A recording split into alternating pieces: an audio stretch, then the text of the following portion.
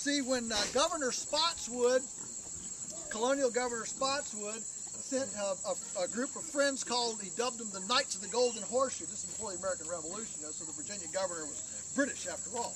And so he had these close friends, he called them the Knights of the Golden Horseshoe, and he sent them over into the valley to kind of scope it out.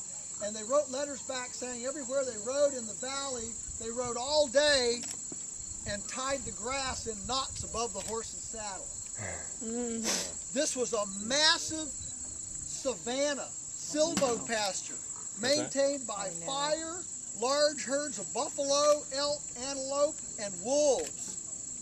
And of course, the Native Americans would light fires routinely to beat back the brush and the brambles and maintain the openness. And so so what we're doing here is we don't have the fire anymore, because the fire department will come out and put out a fire if you start one, or if nature starts one. And so we don't have fire, and we don't have the large herds of buffalo anymore, you know, 2 to 3 million head in a group. Can you imagine, you know, what that would look like, you know, when they went through? They would literally devastate the landscape. But what we do have today is very fancy-dancy, techno-glitzy electric fencing and pigs. See, it was that routine disturbance factor that created a successional germination of new plant species. This is one of the biggest things that we find here is that so many radical environmentalists think the only way to be an environmentalist is by environmental abandonment. You know, we need to have a hands-off policy. You know, nobody. The way to be an ecologist is to not touch it. You know, don't touch it, right?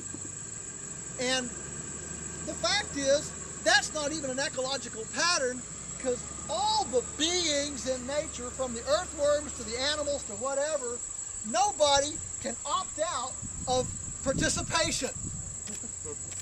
You know, so what we have today is an incredible lack of proper participation. You know, we say you got to get on a jet plane and go to the Rocky Mountains, you know, to commune, you know, with nature. And my point is, we are nature. And so the question is, why do we have this big brain and opposing thumbs? You know, why did God give that to us?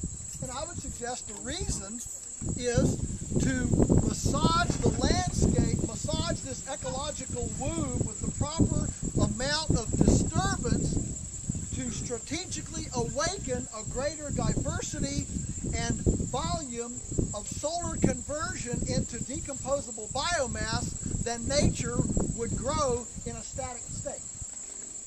That's a mouthful. Okay? And so ours is not a hands-off policy. Ours is a very participatory policy.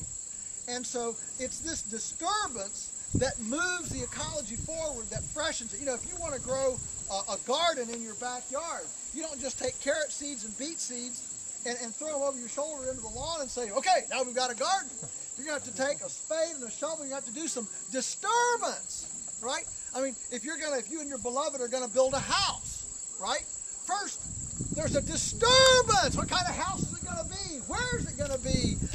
You know, they say if a marriage can stand a house building, it's probably good to go, you know?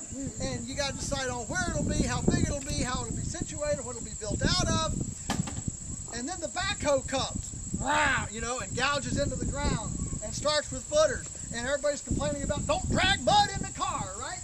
And you got all this stuff going on from the disturbance. Einstein said before there can be construction, there must first be destruction.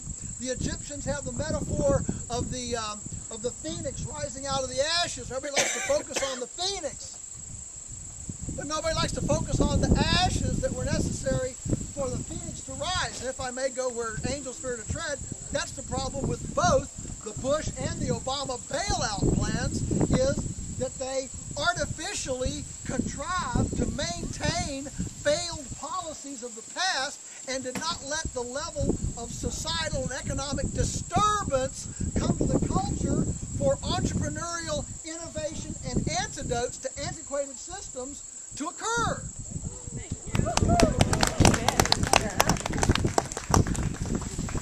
One thing I've learned is that when you align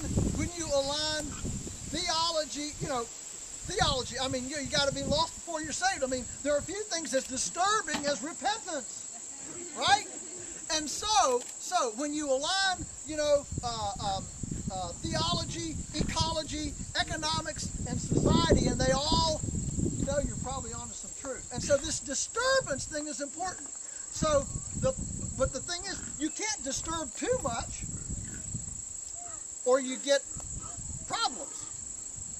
So, if we're too disturbed, we get ulcers, right? That's what you get all distraught about.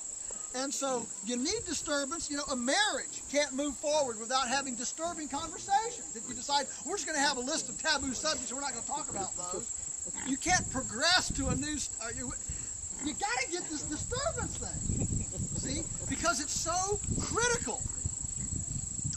Tracy, you've never been a disturbing factor. I followed your path. I have the best thing here today. We've got the chairman of our Augusta County Board of Supervisors here today as the guest of one of our benefactors who paid for he and his family to come. So I'm thankful for the benefactor, and I'm thankful for Tracy and his family for coming out today. So